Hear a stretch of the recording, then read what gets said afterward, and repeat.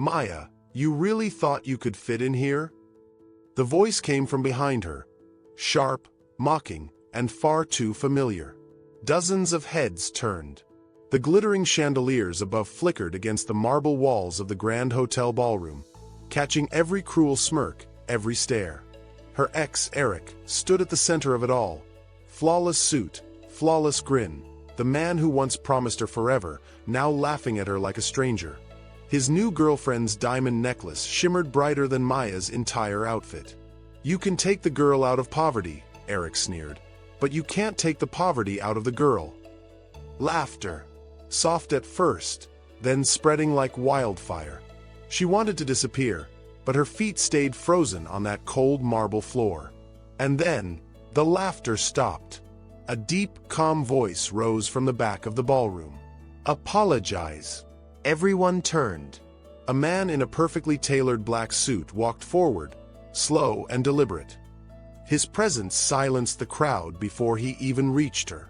He stopped beside Maya, his hand slipping gently into hers. "Apologize to her," he repeated, this time quieter, but heavier. Eric scoffed. "Who even are you?" The stranger smiled faintly, his voice cutting through the silence like a blade. "Someone who doesn't confuse wealth with worth." The room went still. The orchestra stopped playing. And for the first time that night, Maya finally looked up, her tears replaced by something else. Power. If this moment hits you, stay with us, and don't forget to subscribe, because what happens next will remind you that love doesn't always enter with flowers. Sometimes, it walks in wearing confidence and changes everything. Long before the chandeliers and the cameras, Maya's world looked very different. She lived in a small one-room apartment above a laundromat, where the hum of washing machines replaced the sound of peace, and the ceiling leaked whenever it rained. Her mornings started at 5 a.m., packing sandwiches for the hotel guests she served as a part-time waitress. Her evenings ended with cold leftovers and unpaid bills. But even then, Maya had something no one could take away: her quiet pride.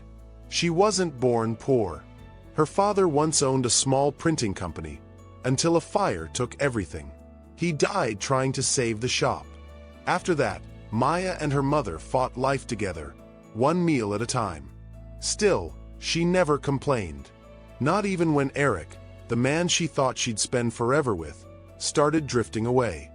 He used to walk her home every night, holding her hand through the rain, whispering, "One day, I'll build us a life where you never have to count pennies again." But that one day came, and it wasn't with her. The day he got promoted, he stopped returning her calls. And when she found out he was engaged to the hotel owner's daughter, she didn't cry. She just smiled, whispered, "Maybe I wasn't enough," and went back to work. But fate wasn't done with her yet.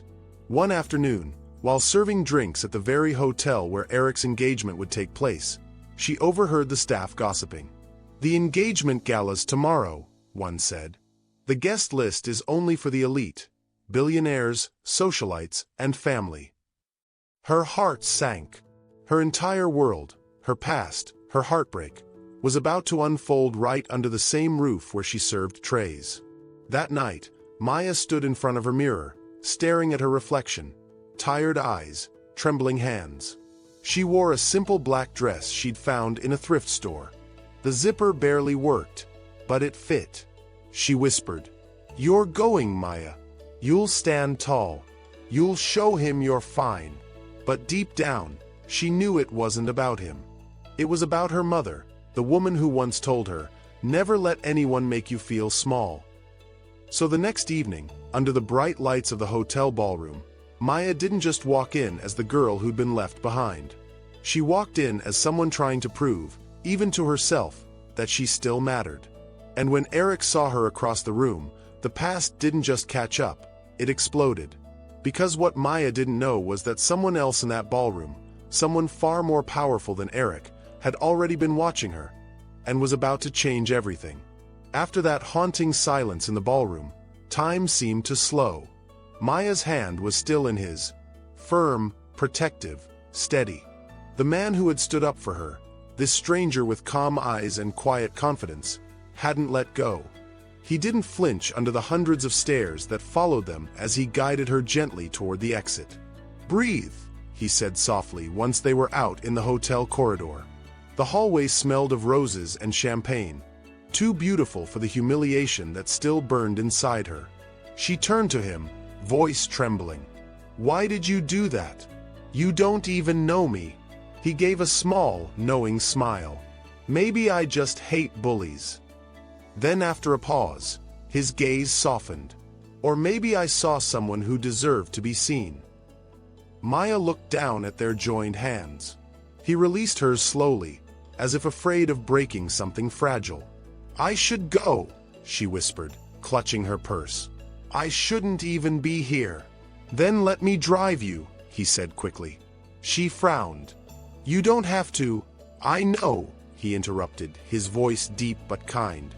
"But sometimes, the best thing you can do for a stranger is not let them walk away alone." Maya hesitated, but there was something about him, the stillness in his voice, the warmth in his eyes, that made her nod. Minutes later, they stood in front of a sleek black car parked by the hotel entrance. It wasn't the car that caught her breath. It was the way the valet looked at him, almost like bowing. He opened the door for her with quiet respect, like she was someone important. No one had ever done that for her. As the car pulled into the night, the city lights painted her reflection across the window. Soft, broken, uncertain. "Do you always rescue women from cruel men at fancy events?" she asked, trying to hide the quiver in her tone. He chuckled, eyes still on the road.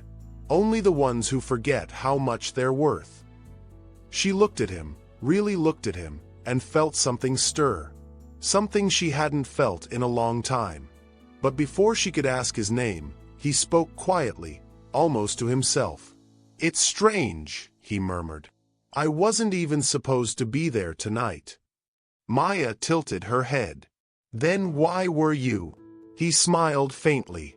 "Let's just say, fate enjoys playing tricks on me."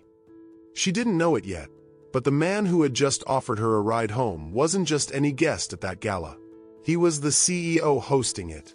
And by morning, her life would never be the same. The drive to Maya's neighborhood was quiet, almost too quiet. The hum of the car filled the silence between them, but it wasn't awkward. It was heavy, as if both of them were lost in the same kind of loneliness. Maya clutched her purse tighter. "You didn't tell me your name," she said softly. The man smiled faintly, eyes still on the road. "Adrian." She nodded. "Well, thank you, Adrian, for what you did back there." He chuckled lightly. "I didn't do anything." "You did," she replied. "You stopped them from tearing me apart." He looked at her, really looked, and for the first time, she saw something flicker in his gaze. A sadness, a kind of grief that mirrored her own. When the car finally stopped, she blinked in surprise. This wasn't her neighborhood. This was an old district overlooking the ocean, lined with glass buildings and quiet streets. "Where are we?" she asked, clutching her seatbelt. Adrian hesitated. "You said you hadn't eaten. There's a place nearby that's open late. Come on, dinner's on me." Maya frowned. "You really don't have to," but he was already out of the car, walking around to open her door. That simple gesture made her heart skip. No one had ever done that for her before. They walked into a small seaside cafe, the kind that smelled of coffee and rain. The waitress greeted Adrian with a bow. "Your usual table, sir?" Maya froze. Your usual table. They sat by the window, where the ocean stretched endlessly under the moonlight. For a while, they didn't talk, just watched the waves crash against the rocks. Then Maya asked quietly, "You come here often?" Adrian smiled. "Only when I can't sleep." "Bad dreams?" she asked. He looked down at his cup. "Bad memories?" His voice cracked, almost imperceptibly. Something inside her softened. "Someone you lost?" He didn't answer, just stared out at the sea. The silence said enough. Before she could say more, her phone buzzed. She glanced at it, A message from Eric. You embarrassed yourself tonight. Don't ever come near me again. Her hands trembled. The screen blurred through her tears. Adrian noticed. Without a word, he reached across the table, gently taking the phone from her hand. He looked at the message, then at her. You don't have to prove anything to people who left you behind. Something about the way he said it, calm, certain, final, made her chest ache. He reached into his pocket, pulling out a handkerchief. She tried to refuse, but he pressed it into her palm. For a moment, their fingers touched, and a quiet spark passed between them. She smiled faintly, trying to mask the tremor in her voice. Who are you, really? He looked up at her, eyes darker now. Someone who's tired of pretending, he said. Maya didn't realize it then, but those words were more literal than she could ever imagine. They stepped out of the cafe an hour later, laughter softening the night air. It was the first time in months she'd felt light again, until she saw the black SUV parked across the street. Two men in suits were standing by it, whispering into earpieces. One of them looked straight at Adrian, and nodded. Maya's smile faded. Who are they? Adrian's jaw tightened. Work, he said quickly, opening the car door. Get in. But she didn't move. Work. You didn't even tell me what you do. He sighed, turning toward her.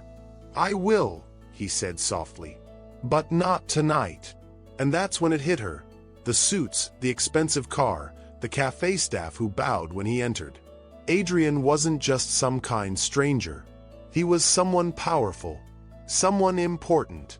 As the car pulled away, Maya stared at him in silence. The man who had saved her from humiliation wasn't who he seemed at all. Because by sunrise, Maya would see his face again, not in person, but on the front page of every newspaper. Under the headline, Tech Empire CEO spotted with mystery woman after gala scandal. Maya didn't sleep that night.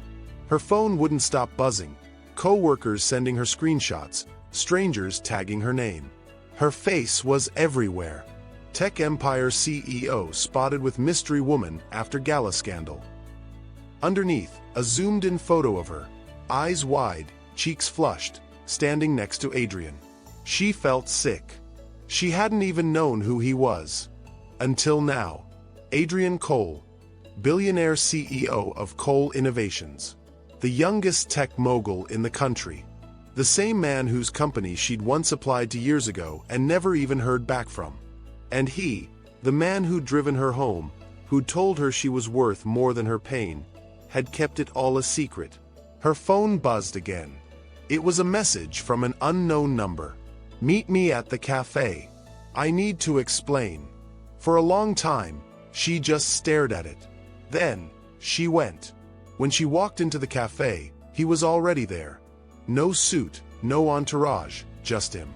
His sleeves were rolled up, his eyes tired. Maya, he said quietly, standing as she approached. Don't, she whispered. You lied to me. He nodded, voice low. I know, but I didn't want you to see him. I wanted you to see me. She shook her head, anger rising.